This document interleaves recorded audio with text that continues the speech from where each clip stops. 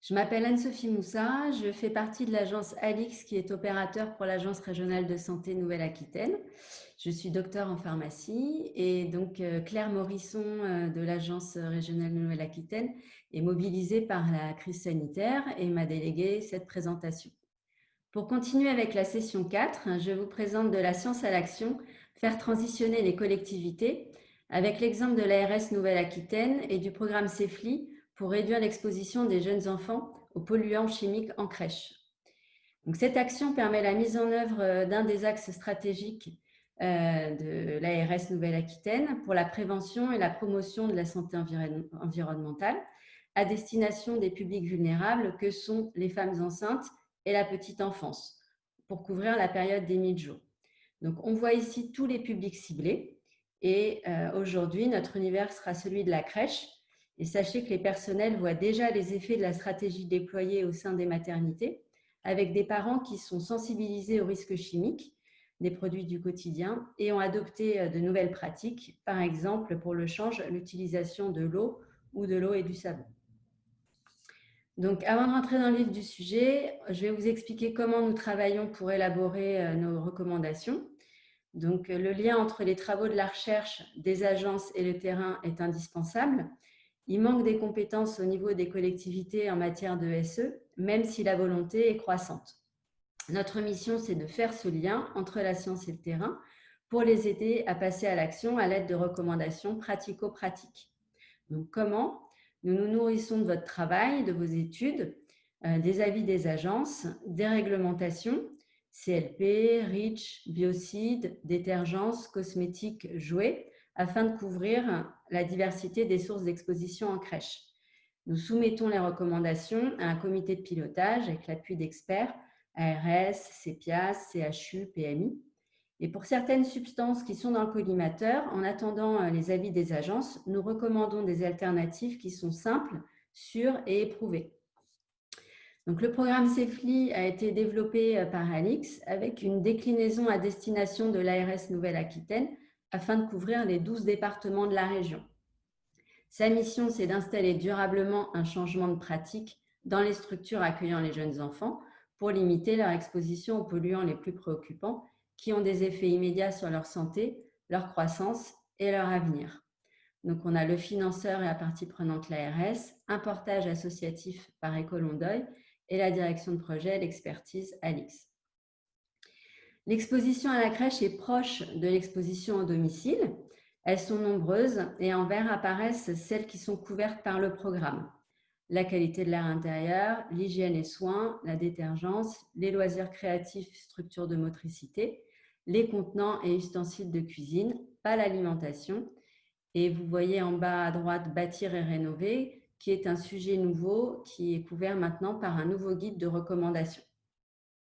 Ça couvre donc en termes de substances chimiques les phtalates, les bisphénols, les COV, retardateurs de flamme polybromés, ammonium quaternaire, les biocides, les CMR et les perturbateurs endocriniens. Les enfants passent une majeure partie de leur journée à l'intérieur de la crèche, d'où leur multi-exposition. Nous faisons d'ailleurs la promotion du retourner dehors, mais les professionnels sont hésitants à sortir les enfants au printemps et en été du fait de la présence accrue du moustique tigre. Cela rajoute aussi l'exposition aux produits répulsifs biocides fréquemment utilisés. Il y a eu donc un premier guide de recommandations à destination des crèches sur les pratiques et les achats du quotidien pour réduire ces expositions, qui propose aussi une section sur l'éco-nettoyage, les labels de confiance et sur le travail à mener au niveau des achats publics pour inclure des clauses de santé-environnement dans les marchés et ainsi utiliser la force de frappe des achats publics et faire tache d'huile auprès des distributeurs et des fournisseurs. Suite à ce guide, on a vu la nécessité d'un programme d'accompagnement des collectivités pour faire la transition sur ces achats et ces pratiques. Donc, c'est un programme qui s'étale sur une durée d'1 an environ et qui se déroule en 5 étapes. La première étape, le S de CEFLI, c'est pour sensibiliser à travers une conférence de 3 heures auprès de la collectivité, les élus et les autres services qui vont venir épauler la petite enfance. On verra les autres phases du projet, auditer, fédérer essayer et lier. On travaille en mode projet et l'idée, c'est de s'adapter à la collectivité sur leurs ressources humaines, leur budget et de leur laisser le temps du changement. En quelques chiffres, on a plus de 40 audits réalisés, ce qui nous a constitué une base d'inventaire de plus de 500 produits. Et le triste record ici, c'est 52 produits nettoyants différents trouvés dans une crèche. Au niveau de l'audit, donc on a 74 critères audités à travers 11 thématiques, lieux, pratiques, produits. Et on fait un inventaire détergence et hygiène, donc l'analyse du risque chimique sur la base des fiches techniques et des fiches de données de sécurité. Quelques exemples en images. Donc là, sur la qualité de l'air intérieur, on travaille sur la ventilation, l'aération, la disparition de tout ce qui est désodorisant et aussi sur le décret QAI qui est trop souvent ignoré. Au niveau de la détergence, des produits trop costauds et trop nombreux, on revisite le besoin. Et puis, il y a aussi la notion d'exposition professionnelle. Ici, c'est l'exemple d'une buanderie avec, comme vous le voyez, 4 produits lessiviels ouverts, donc avec des émanations dans une pièce où la personne peut passer plusieurs heures sans ouvrant. Au niveau des contenants alimentaires, du plastique à tous les étages, biberons, couverts, des matériels usés. Et on va aussi en cuisine, on regarde aussi les ustensiles de cuisine et puis évidemment on peut trouver des poêles anti-adhésives très abîmées. Voilà. Au niveau des loisirs créatifs, on a souvent des placards qui débordent, des produits variés. La réglementation est assez faible. On a beaucoup de produits qui sont interdits au moins de 3 ans. Donc, on va travailler des alternatives. Évidemment, dans l'univers de la crèche, le plastique est bien installé. Donc, on revisite aussi le besoin et le nombre de produits et on voit des alternatives. Vous voyez en bas à droite, ces structures plastiques peuvent être couvertes d'une housse en coton. Donc, on va travailler sur 6 domaines d'action. Le marché de détergence, la qualité de l'air intérieur, faire le tri, jouer autrement, être mieux dans son assiette, hors alimentation, et nettoyer sans se polluer. Ça va conduire à la co-construction avec le groupe projet d'un plan de changement, environ 15 à 20 actions, avec des indicateurs de mesure. Alors, tout ne sera pas fait en un an, mais en général, on fait au moins 70 à 80% du travail sur cette année. Et ensuite, la collectivité va continuer en autonomie pour finir le plan. Vous n'y couperez pas quelques exemples en période de Covid. Ces collectivités nous ont remonté des dérives, posé beaucoup de questions. Elles ont été très réactives. Et comme vous le voyez, là, on a à gauche un exemple de gel hydroalcoolique avec soi-disant une formule Organisation mondiale de la santé, mais qui contient un phtalate pour dénaturer l'alcool. Et le pire, c'est le brumisateur que vous voyez au milieu, qui a été une pratique instaurée pour lutter contre la Covid-19.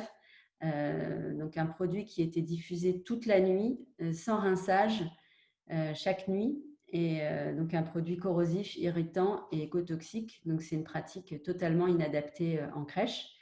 Et puis le retour de la javel en force avec aussi des pastilles de pseudo-javel, avec là des produits contenant jusqu'à 7 phrases de risque, dont une phrase CMR.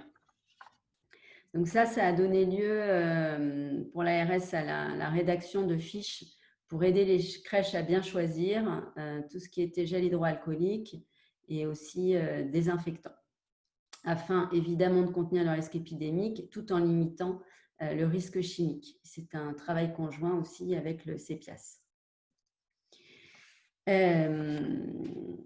Donc les bénéfices après un an et les solutions. Donc le mot d'ordre, c'est quand même moins c'est mieux. Suppression des produits désodorisants, le tri dans la détergence et les loisirs créatifs, la mise en place d'alternatives sûres comme le verre, l'inox, de l'éco-nettoyage, du jouet autrement et des produits labellisés, des pratiques modifiées avec un bon usage des biocides, le rinçage des produits, puisque avec les enfants, on se considère en contact main-bouche permanent, donc on cherche un contact alimentaire, des protocoles d'aération, et avec tout ça étant mis en place de manière progressive. Donc, les bénéfices sont sanitaires pour les enfants, mais pas que, aussi pour le personnel qui est très féminin et potentiellement en âge de procréer. On a aussi moins de produits, donc un moindre risque d'erreur. Des bénéfices économiques aussi. On arrive à réduire le budget détergence de moitié. Et puis environnementaux avec des produits labellisés, un éco-nettoyage et une chimie moins carbonée. Ça, ce sont des photos que j'ai reçues la semaine dernière d'une collectivité en fin de parcours qui a instauré de la peinture au chocolat et qui a mis en place donc ces biberons et vaisselle en verre. Donc aujourd'hui, on a 7 programmes en cours et des programmes qui démarrent en fin d'année et puis en début d'année prochaine. Donc ça fait de ces collectivités des collectivités référentes au niveau départemental. Je vous parlais tout à l'heure de bâtir et rénover. Il y a un nouveau guide pour bâtir et rénover sainement une crèche avec une entrée métier et une entrée thématique comme par exemple le voisinage agricole, le choix des peintures. Et l'idée, c'est de pouvoir faire de l'assistance à maîtrise d'ouvrage pour la construction dès le départ du projet, de pouvoir mettre des critères de santé environnementale dès le démarrage. Donc, ce qu'il faut retenir, c'est que les travaux de la recherche et des agences nourrissent et font évoluer nos recommandations. Les crèches sont un lieu d'évidence où l'engagement est fort et elles peuvent se faire le relais au sein des collectivités pour étendre la transition aux autres domaines et services. Je vous remercie. Vous avez la possibilité de poser des questions via la plateforme et à bientôt pour la session de questions-réponses en direct.